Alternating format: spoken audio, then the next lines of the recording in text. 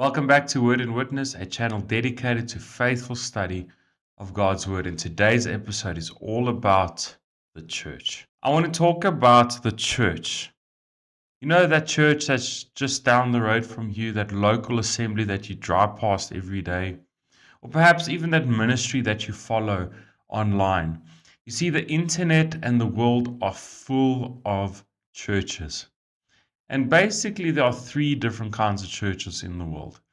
The first church that you get are those churches who are led by people who genuinely want to deceive you for their own personal gain. The second church are a group of people who genuinely want to worship God but have been led astray because of false teachers and theologies. And then you get your third church who genuinely do their very best to worship God with all that they have and all that they do. And my focus today is on that church that faithfully serves God, for that local assembly that genuinely does their very best to worship God, to put Him first, and to do all that glorifies Him and Him alone. This is my focus for today's video: how to find a church that faithfully serves God. Now, I don't know what area you live in or where you come from or what your circumstances are, or what your area or your situation is. My goal today is to help you find the church that genuinely serves the Lord. Now, I come across many people in my ministry. People come to the church and people leave the church. And sometimes I like to visit the people that leave the church. And I always ask them that very awkward question, and I do it out of love and out of respect. But I ask that question, why aren't you attending anymore? I get all kinds of answers, and their answers are valid. One of the answers that I get a lot is, I've attended the church, but it doesn't suit me. Or, it wasn't what I was looking for. Or it didn't suit my personality or my needs. And I understand when people answer in that manner. And there is a danger to that. Because our first consideration, whether we are joining a church or leaving a church, should never be, does it suit me? Or I'm going to leave because it does not suit me. Because what am I actually doing? I'm putting myself first. I'm putting my desires and my wants and what I believe I need. But rather, our first consideration needs to be, does this church match the biblical standard of what a church should do and be, and what a church should not do and not be? Our first consideration if we join a church is this church biblical? And when we leave the church, it should be, I'm leaving this church because it is not biblical.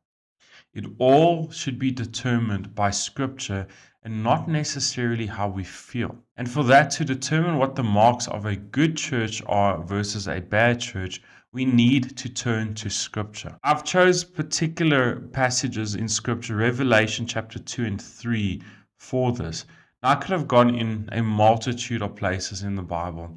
But the reason why I chose these verses is because these verses summarize what a biblical church should look like. So for context, the book of Revelation was written by the Apostle John while he was exiled on the island of Patmos. From this island, Jesus gave him a revelation. That's why the book is titled Revelations. A series of visions and an instruction by Jesus to write letters to the 7 churches in the Roman province of Asia, which is modern-day Turkey. Chapters 2 and 3 of Revelation contains these letters from Jesus to these churches. These were real churches, they were real places, they actually existed. They were real believers facing real challenges. So these were real places. In each letter, Jesus addresses the specific condition of that church. He either commends what they are doing, or he rebukes them because they've gone astray. And out of these letters, if we take the passages where the Lord is pleased with the church, or where the Lord is displeased with the church, we can take those two sides and we can determine what the church should be and do and what the church should not be and not do. So I'm not interested in the full chapter. I'm only interested in the portions within these chapters that either speak positively about the church or negatively about the church. To help you understand, I've got this map, and let us read these verses together. To the church in Ephesus, this is chapter 2, verse 2. I know your works, your toil, and your patient endurance, and how you cannot bear with those who are evil, but have tested those who call themselves apostles and are not, and found them to be false. Verse 4. But I have this against you, that you have abandoned the love you had at first. Remember therefore from where you have fallen, repent and do the works you did at first.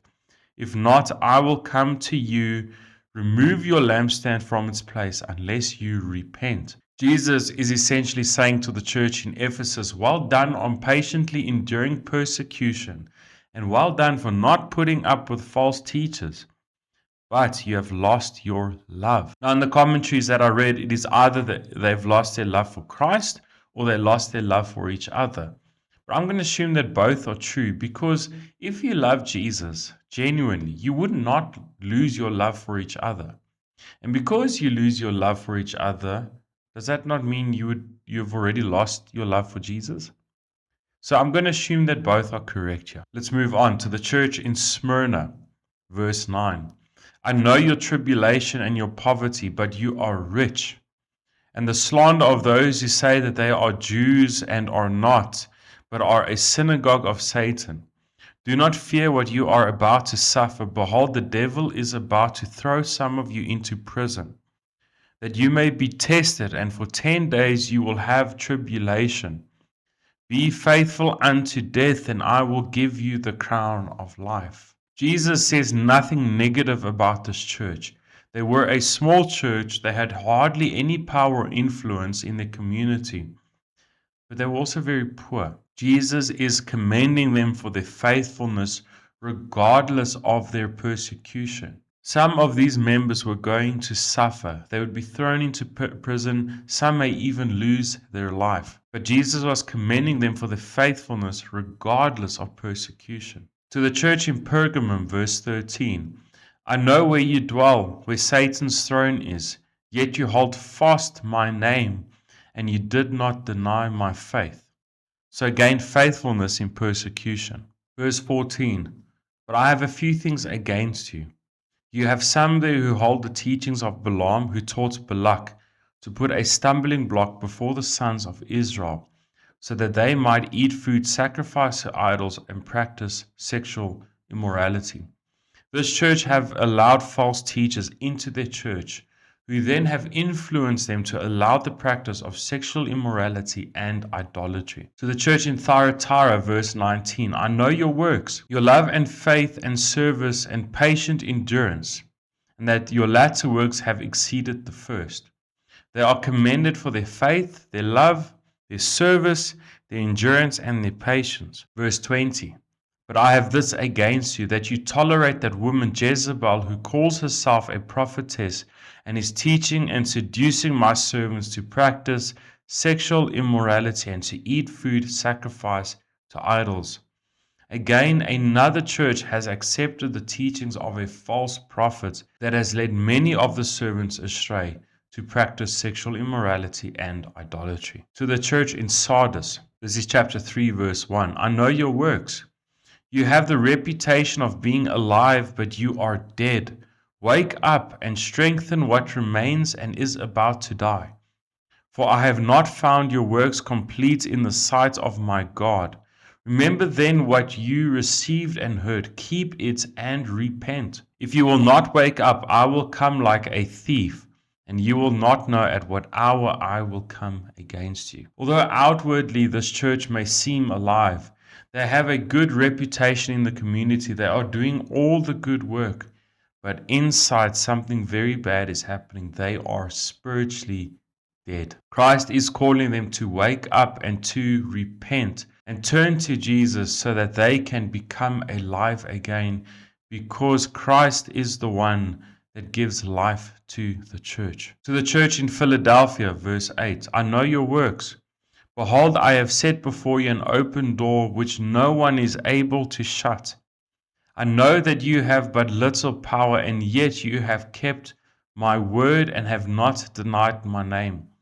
Behold, I will make those of the synagogue of Satan who say that they are Jews and are not, but lie. Behold, I will make them come and bow down before your feet, and they will learn that I have loved you, because you have kept my word about patient endurance. I will keep you from the hour of trial that is coming on the whole world to try those who dwell on the earth. Again, they are being commended for their faithfulness and for keeping God's word, regardless of the influence or persecution around them. To the church in Laodicea. Now, I want to spend a little bit more time here because context here is really important. The city of Laodicea was in a very strategic geographical location.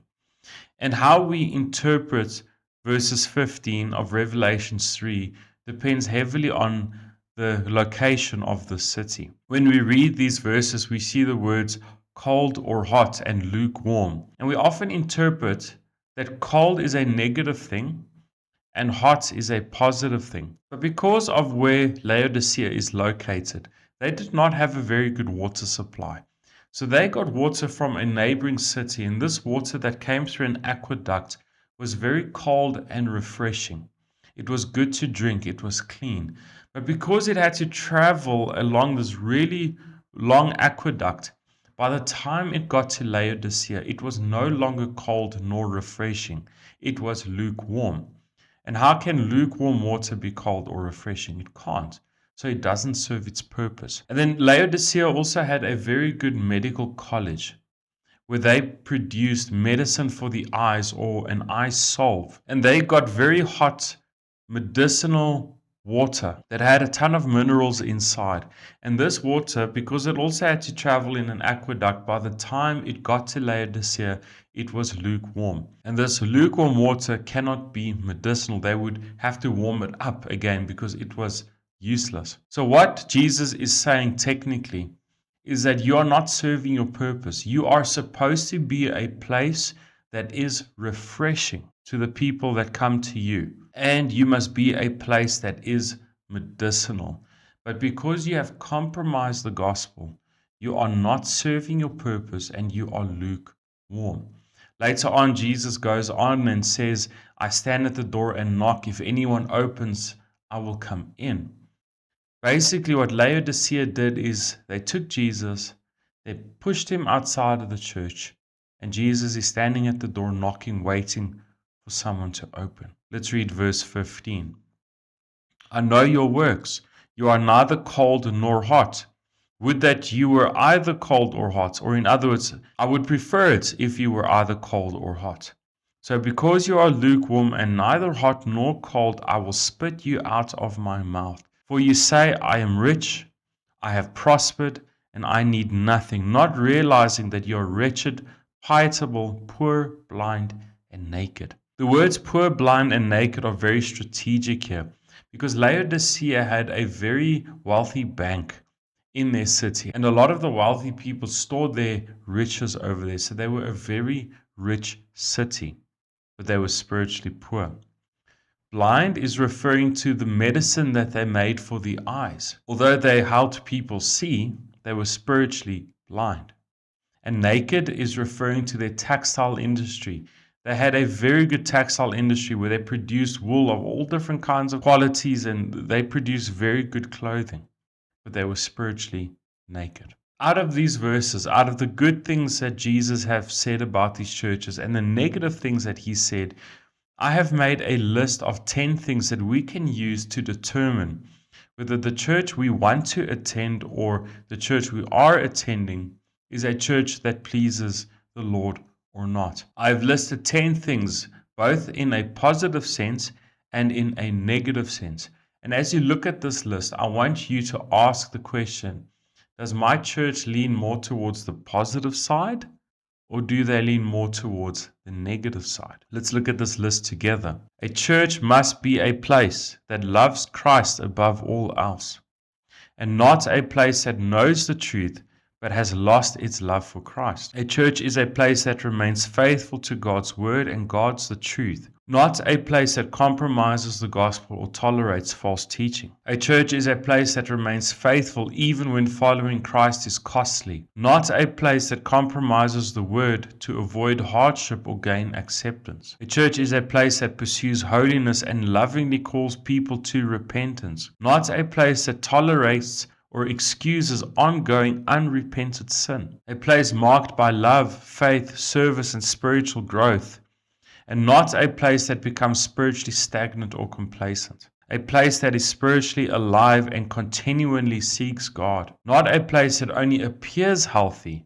while being spiritually dead. A place that measures success by faithfulness to Christ, and not a place that measures success by popularity, numbers, or reputation. A place that depends completely on Christ for its strength, not a place that trusts in its wealth, resources, or own abilities. A church is a place that is quick to repent when corrected by God's word, not a place that becomes lukewarm, proud, and blind to its spiritual condition. And lastly, a church is a place where Christ is welcomed, honored, and central to everything, not a place that continues its activities while leaving Christ outside.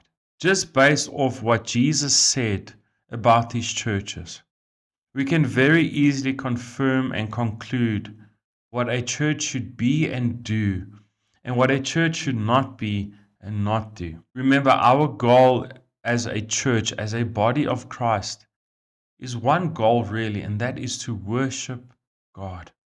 And in our worship to God, we desire to remain obedient to Him. We all have a responsibility. Like I said earlier, I don't know what your situation is. I don't know what kind of church you are attending or the church you would like to attend. But whatever your capacity is in church, we have a responsibility as individuals to make sure that whatever we do, as far as church and our Christian life is concerned, whatever we do, our responsibility is to worship God first, to put Christ first above ourselves. And that is what you need to ask yourself if you serve in a church, if you attend a church, if you are looking for a church, whatever it is, the first question should be, is Christ first? The reality is, I don't want to be part of a church that is like Laodicea. I want to be part of a church that puts Jesus first. Yes, I have a responsibility as I conduct my life in church, as I grow closer to Christ, to always put Him first. We all have that responsibility. But this list of 10 things can help you understand and determine whether what you are doing in church is right, or whether the church you are attending is right, because our goal is to put Christ first. I hope that you have found this video to be helpful, that you'll actually go and use that list to determine whether the church you are attending truly seeks to honor Christ in all that they do. If this video has been helpful to you for that, I would really appreciate your support. If you like this video or comment, it really does help reach more people with the truth. And if you enjoy faithful study of God's Word, then consider subscribing to this channel, putting the notifications on so that you won't miss the next video. Thank you so much for watching up until this point. I do pray that God blesses you. Please stay in the Word. Read His Word for yourself. Read it in context. But until the next video, God bless you.